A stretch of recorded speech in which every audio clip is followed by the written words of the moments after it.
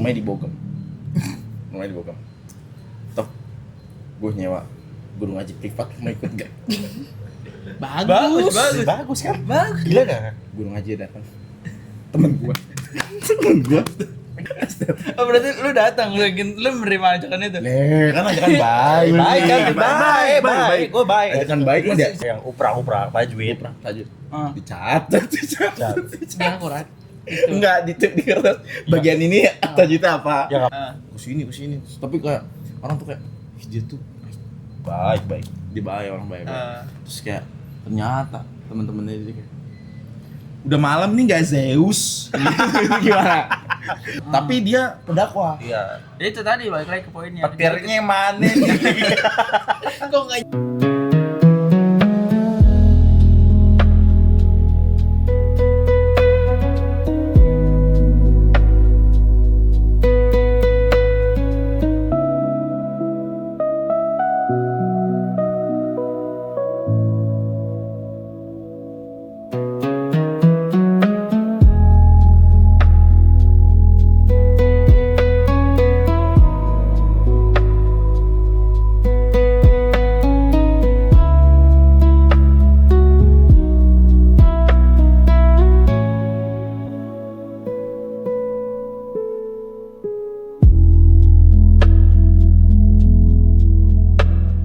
hari ya? Enggak, maksud gua gitu. Mungkin gua enggak terbiasa dengan apa ya?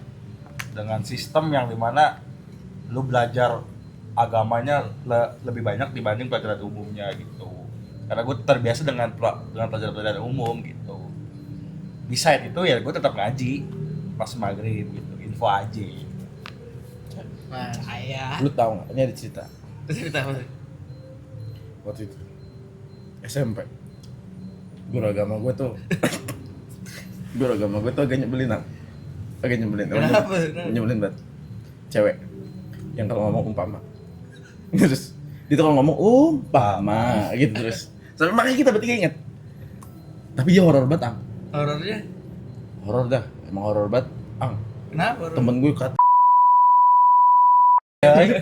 intinya dia tuh judging gitu loh, ngerti gak? Karena gue pada di-judge sama dia kelas 7. Terus intinya gara-gara itu gue tuh takut akhirnya sama dia. Masih lama. Oke. Terus udah tuh habis itu ada temen gue satu, rumahnya di Bogem. Toh gue nyewa guru ngaji privat, mau ikut gak? Bagus kan? Bagus. Gila gak? Guru ngaji datang, temen gue. Enggak, maksud gue namanya belajar sama siapa aja kan? Bener. Kok kenal kata gue terus datang. Oh berarti lu datang, lu menerima ajakan itu? Kan ajakan baik. Baik. Gue baik. Ajakan baik mah dia Sikap positif. Ini respect lah, kalau respect buat Bang Reja. Terus Bang Reja tuh sampai sekarang masih kalau ketemu gue kok. Terus ketemu Bang Reja, si temen kita di Bogem itu ngaji. Alias Ini apaan Bang? Ini ada Bang. Ikram. Belajar. Iya. Itu bener. Itu berapa lama tuh? Lu tau gak? Kan jadi tuh ayatnya ditentuin ya. Si orang ini ayatnya apa ya? kita yang uprak tajwid. Tajud. Dicatat. Dicatat. Sebenarnya akurat. Enggak di kertas. Bagian ini tajudnya apa? Ya enggak apa-apa sih. Tapi belajar kan? Iya, enggak apa-apa. Iya, maksudnya daripada so tahu kan. Ketika jadi contekan baru salah. Cuma kan gue juga siapkan benar ya. Cuma kan gue juga gitu, gue catat kan. Oh ini apa Tapi ini? kan akhirnya ikut gua kan. Iya.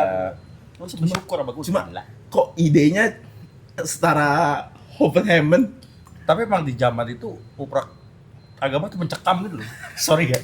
Abis uprak lanjut. Apa? Lanjut gua. Gua lanjut ngaji gua. Dia memang ngaji. Lu emang ngaji di rumah kan? Majelis itu. Gue majelis waktu itu masih. Iya. Kas tahu dong lu main hadron. Jangan. Enggak, tapi jujur gue tuh selama ini berpikir gini, gue tuh mau beragama dengan gimana caranya gue tuh nyaman beragama.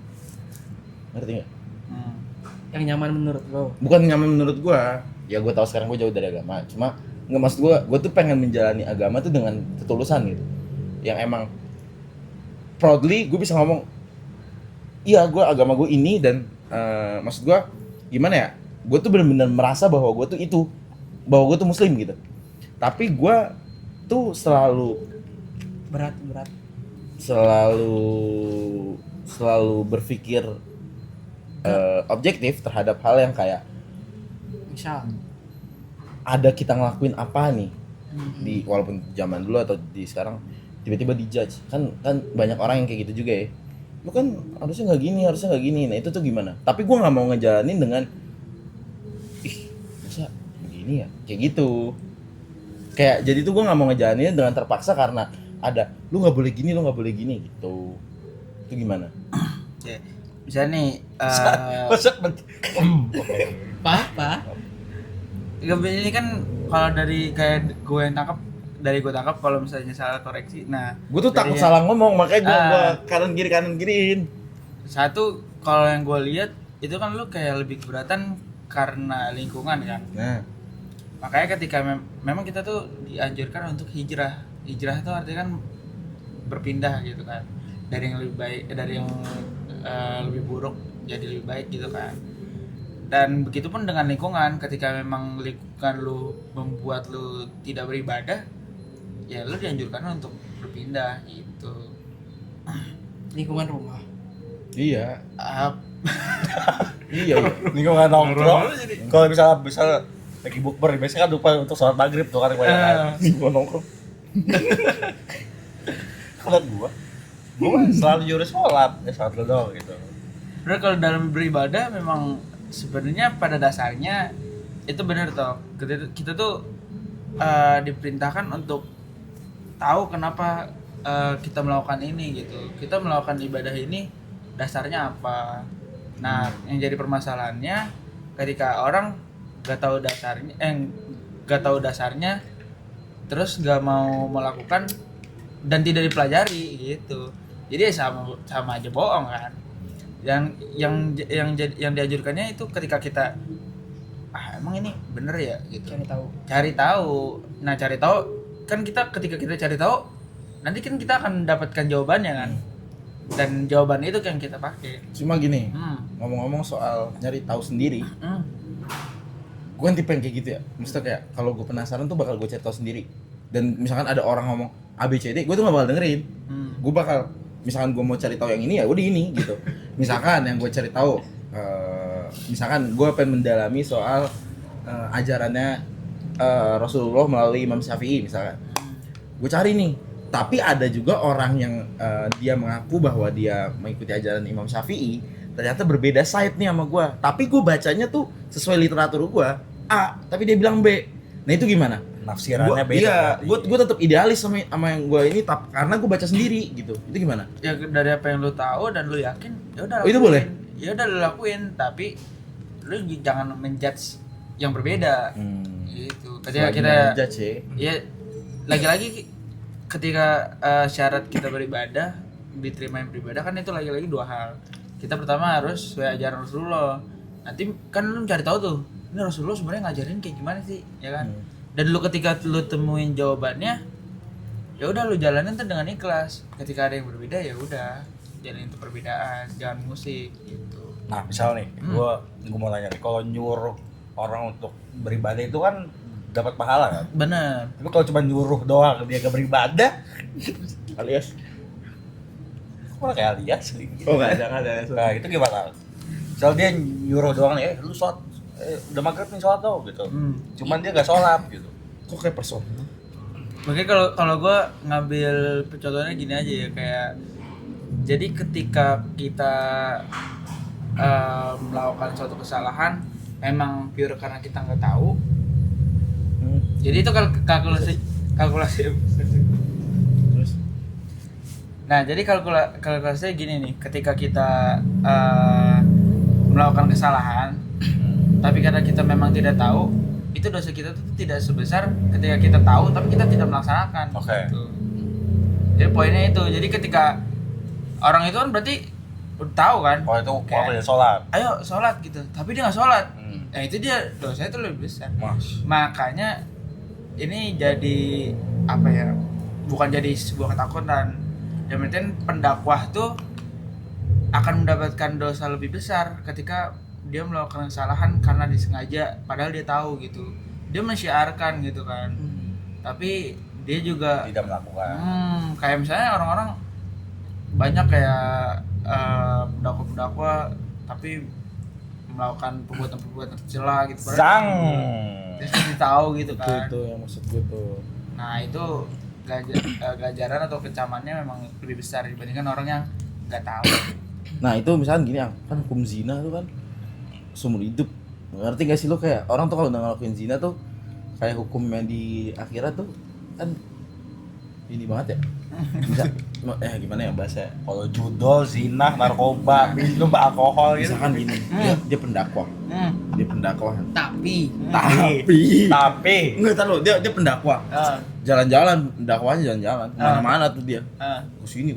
Tapi kayak orang tuh kayak dia tuh baik. Dia baik, orang baik. Terus kayak ternyata teman-temannya dia kayak udah malam nih gak Zeus. Gimana? Bisa gitu. Terus tiba-tiba dia buka Twitter yang kayak gitu-gitu. Nah itu gimana tuh? Tapi dia pendakwa. Iya. ya itu tadi balik lagi ke poinnya. Petirnya mana nih? Kok nggak nyamber dulu? Itu tadi balik lagi ketika pendakwa gitu, ketika bukan hanya pendakwa lah, itu dia tahu apa yang benar, apa yang salah. Itu akan ganjaran atau kecamannya itu akan lebih besar ketika orang yang melakukan kesalahan tapi tidak tahu. Nah tapi kalau dia tahu tapi dia tetap melakukan, dia tahu nih ganjarannya apa. Dia orang baik, misalnya dia orang, kita katakanlah itulah orang baik, tapi dia tahu nih kalau itu salah tapi tetap dilakuin sama dia. Nah itu memang lebih besar dibandingkan orang yang nggak tahu tapi melakukan. Jangan Sahal. Makanya kita tuh jangan bosan-bosan kita untuk bertobat. Iya. Selain bertobat kita bermuhasabah diri juga. Muhasabah diri benar. Darat ya. Saling mengingatkan aja dalam kebaikan.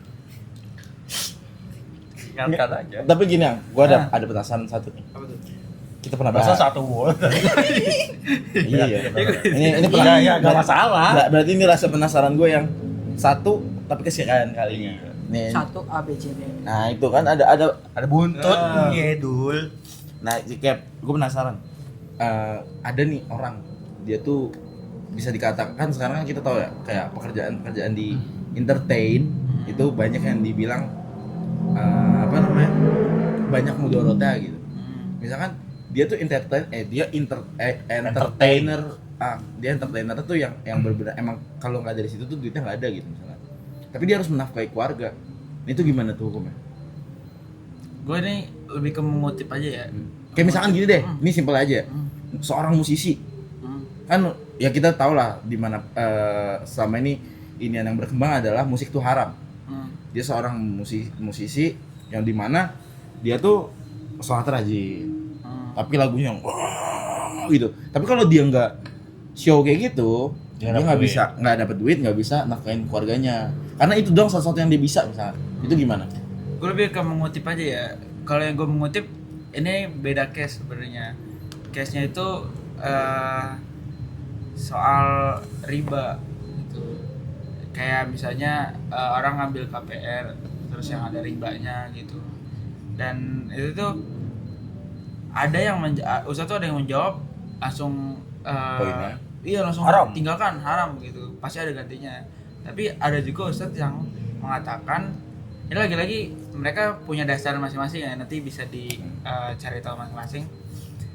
Ada juga Ustaz yang mengatakan kayak selagi memang itu satu-satunya dan tidak memungkinkan untuk meninggalkan rumah itu pada saat itu, ya jangan langsung tinggalin.